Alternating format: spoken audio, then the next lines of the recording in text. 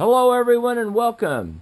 In this short, we're going to be up into the Manchester area, staying in a shallow depth of from 60 to about 120. We're using a low light camera that's set up for this kind of research. You see the bright lines on the camera screen itself? Those are size indicators of what the crab size would be, or a fish size would be, or maybe we find some type of a wreck, old tires on the seafloor many times.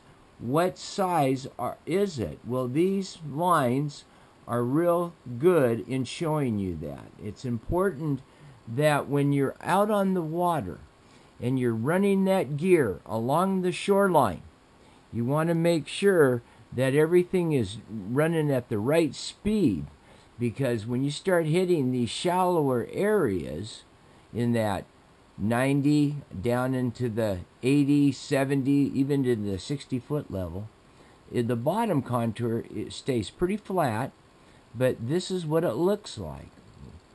I don't know if it's because of, you see how the grass on here? Well, Manchester has a number of homes that live right along the beach line. Look at these old tires. Looking at our depth finder, see, we're only in 60 feet of water here. But this looks like an old wreck. Oh, look at the red rockfish. Pretty cool stuff, huh? Interesting. So, when you're trolling, you don't want to get into this area of an old wreck. And when we get the chart out, I'll kind of show you where this is located. But I enjoy looking at the seafloor and all the, garbage on the seafloor, out of sight, out of mind kind of thing. Wow. So let's get the chart out now, and I'll show you kind of where we're at in this 60 foot at 90 feet of water. See, up in this area of rich passage, and then down through here is my main troll. And I've done really well in that area. If you wanted to launch your boat, Manchester boat ramp is really easy, except for the tides. You have to know on the incoming, outgoing timing, so that when you go to launch your boat, there's water for you. Nice little sea flowers, I call them. Those are exciting. Little sea pens growing up out of the seafloor is telling me that the habitat looks healthy in here. I'm pretty excited about this, the way that the seafloor looks. And I don't see a lot of crab, though. It'd be nice to see a big Dungeness crab go across the screen.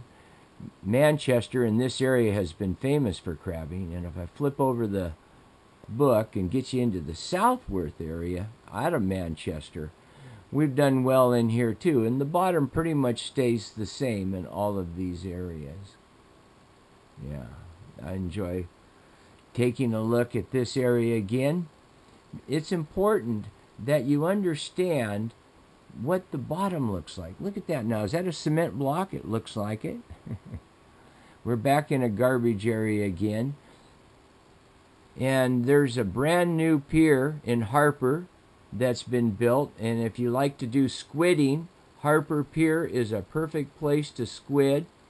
There is a wreck or two out in deeper water that divers have not maybe found or talked about.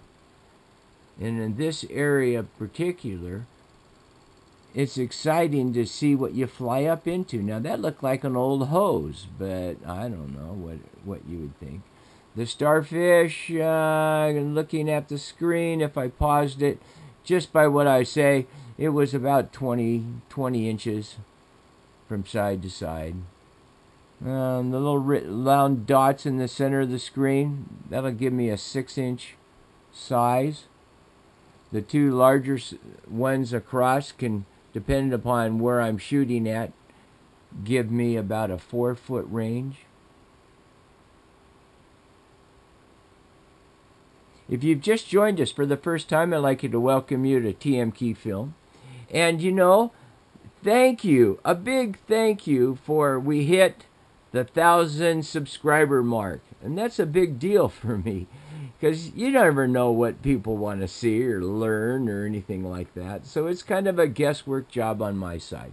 So thank you, people, for helping me and viewing these. And if you have any ideas, that's a ghost net. That's an abandoned derelict net right there. Continued good success. We're out of time. Bye-bye.